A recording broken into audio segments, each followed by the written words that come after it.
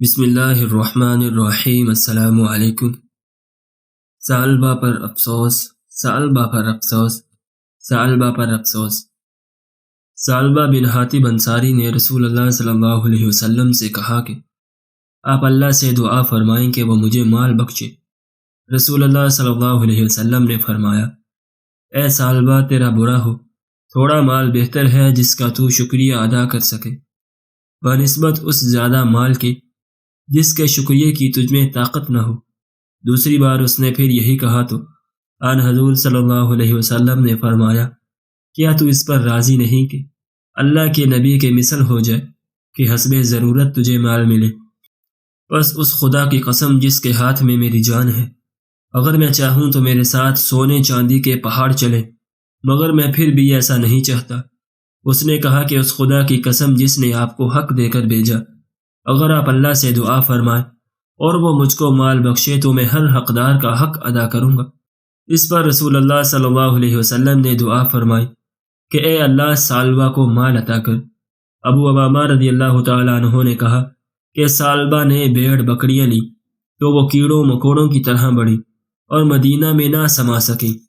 وہ وہاں سے نکل کر مدینہ کی ایک وادی میں جا بسا، حتیٰ کہ ظہر و عصر کی نمازیں جماعت سے پڑھتا اور باقی باجماعت پڑھنا چھوڑ دیتا یا بالکل ترک کر دیتا تھا۔ پھر اس کا مال اور بڑھا اور کثیر ہو گیا، حتیٰ کہ اس نے جمعہ کے سوا اب نمازیں ترک کر دی۔ غالباً باجماعت نہ پڑھنا مراد ہے۔ اس کی بھیڑ بکریاں کیڑوں کی مانند بڑھ رہی تھیں، حتیٰ کہ اس نے جمعہ بھی ترک کر دیا اور آمد و رفت والے سواروں سے جمعے کے دن پوچھنے لگا کہ مدینہ کی خبریں بتاؤ۔ پس رسول اللہ صلی اللہ علیہ وسلم نے فرمایا، ثعلبہ کا کیا حال ہے؟ لوگوں نے کہا، یا رسول اللہ اس نے بھیڑ بکریاں پالی تھیں اور وہ مدینہ میں نہیں سمائے۔ پھر لوگوں نے اس کا سارا حال کہہ سنایا۔ آن حضور صلی اللہ علیہ وسلم نے فرمایا، ثعلبہ پر افسوس، ثعلبہ پر افسوس، ثعلبہ پر افسوس۔ اور اللہ جل شانہ نے یہ آیت اتاری، ان کے مالوں سے صدقہ وصول کرو، اور صدقے کے فرائض نازل ہوئے۔ پس رسول اللہ صلی اللہ علیہ وسلم نے مسلمانوں میں سے 2 شخص صدقہ وصول کرنے کے لیے روانہ فرمائے۔ ایک شخص جہینہ سے تھا اور دوسرا بنی سلیم سے تھا، اور انہیں صدقے کا حساب لکھ کر دیا کہ مسلمانوں سے کس طرح صدقہ وصول کرے، اور ان سے فرمایا تم دونوں ثعلبہ پر گزرو اور بنی سلیم کے فلاں شخص پر، اور ان دونوں سے صدقات وصول کرو۔ وہ دونوں نکل کر ثعلبہ کے پاس گئے اور اس سے صدقہ طلب کیا اور اس کو رسول اللہ صلی اللہ علیہ وسلم کا خط پڑھوایا۔ وہ کہنے لگا، یہ تو جزیہ ہے، یہ تو جزیہ کی بہن ہے، مجھے نہیں معلوم کہ یہ کیا ہے۔ تم جاؤ اور فارغ ہو کر میرے پاس آنا۔ اور ان کے آنے کی خبر اس سلمی شخص نے سنی تو اس نے اونٹوں میں سے بہترین عمر کے اونٹ نکالے اور ان کو صدقے کے لیے الگ کر لیا اور انہیں لے کر ان دونوں کا استقبال کیا۔ جب انہوں نے وہ اونٹ دیکھے تو کہنے لگے کہ تجھ پر یہ فرض نہیں ہے، ہم تجھ سے یہ نہیں لینا چاہتے۔ اس نے کہا کہ نہیں، تم یہی لے لو، میں دل کی خوشی سے دیتا ہوں۔ انہوں نے اس سے وہی لے لیا۔ پھر وہ اور لوگوں کے پاس گئے اور ان سے صدقات لیے۔ پھر وہ ثعلبہ کے پاس گئے تو اس نے کہا کہ مجھے اپنا خط دکھاؤ۔ اسے پڑھ کر پھر وہی کہا کہ یہ تو جزیہ ہے، یہ تو جزیہ کی بہن ہے، تم جاؤ، میں اپنے بارے میں سوچوں گا۔ وہ دونوں نبی اکرم صلی اللہ علیہ وسلم کے پاس جا پہنچے۔ جب آپ نے انہیں دیکھا تو فرمایا، افسوس ثعلبہ کی بربادی پر، قبل اس کے کہ وہ آپ سے بات کریں، اور آپ نے سلمی کے لیے برکت کی دعا فرمائی۔ ان دونوں نے آپ کو ثعلبہ اور سلمی کے بارے میں بتایا۔ اس پر اللہ تعالیٰ نے یہ آیت اتاری، وَمِنْهُمْ مَنْ عَاهَدَ اللَّهَ لَئِنْ آتَانَا مِنْ فَضْلِهِ لَنَصَّدَّقَنَّ۔ اور اس وقت رسول اللہ صلی اللہ علیہ وسلم کے پاس ثعلبہ کے اقارب میں سے ایک شخص تھا۔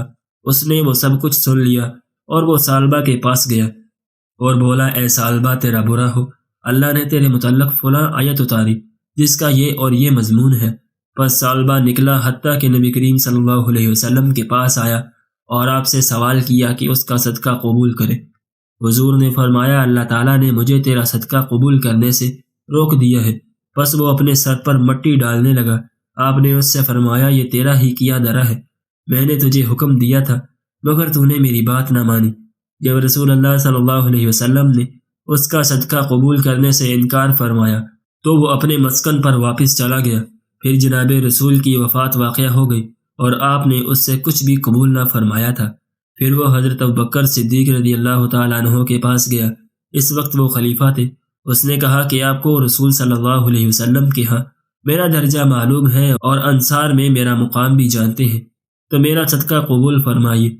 حضرت ابوبکر رضی اللہ تعالیٰ عنہ نے یہ کہہ کر انکار کر دیا کہ تیرا صدقہ رسول اللہ صلی اللہ علیہ وسلم نے قبول نہیں فرمایا تھا۔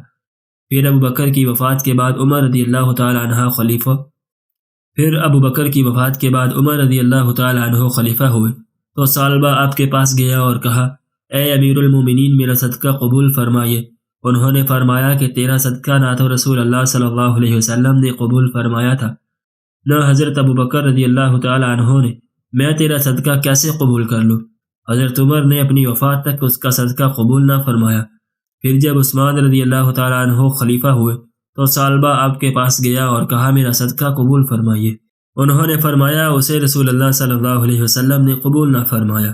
حضرت ابوبکر و عمر رضی اللہ تعالیٰ عنہ نے قبول نہ فرمایا، میں تجھ سے کیسے قبول کر لوں؟ بس حضرت عثمان رضی اللہ تعالیٰ عنہ نے بھی قبول نہ کیا۔ پھر ثعلبہ حضرت عثمان رضی اللہ تعالیٰ عنہ کی خلافت میں ہی ہلاک ہو گیا۔ اللہ تعالیٰ ہمیں اصحابہ کرام کے واقعہ سے سبق حاصل کرنے کی توفیق عطا فرمائے اور اللہ کی راہ میں صدقہ دینے کی بھی توفیق عطا فرمائے۔ ناظرین، اگر آپ کو آج کی ہماری یہ ویڈیو پسند آئی ہو تو ہماری ویڈیو کو لائک کریں اور اپنے دوستوں کے ساتھ شیئر بھی ضرور کریں، اور اگر آپ نے ابھی تک ہمارا چینل سبسکرائب نہیں کیا تو ہمارے چینل کو بھی سبسکرائب کر لیں۔